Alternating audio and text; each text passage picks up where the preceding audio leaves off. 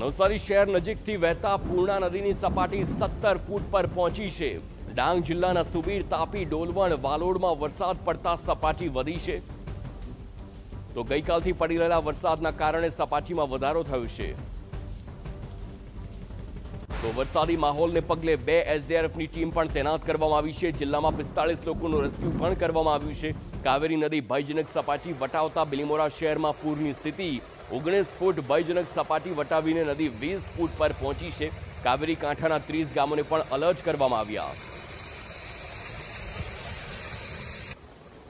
સ્થળાંતરની વાત આપ સૌ જોડે શેર કરવા માંગુ છું। બિલીમોરા નગરપાલિકા વિસ્તારમાં દેસરા કુંભારવાડમાંથી ટોટલ 42 લોકોને દેસરા પ્રાથમિક શાળામાં, ગણદેવી નગરપાલિકાના કાતરકવેલા વિસ્તારમાંથી ટોટલ 11 લોકોને ફાયર સ્ટેશન હોલ ગણદેવી ખાતે, ચીખલીમાં નદી મહોલ્લો અને હરણ ગામમાંથી ટોટલ 137 લોકોને એમ ટોટલ 190 જેટલા લોકોને વિવિધ આશ્રય સ્થળોમાં શિફ્ટ કરી દેવામાં આવ્યું છે। અત્યાર સુધી અમુક વિસ્તારોમાં હજી પણ શિફ્ટિંગની કાર્યવાહી ચાલી રહી છે, જે બાબતે આપ સૌને સમયાંતરે માહિતગાર કરતા રહીશું।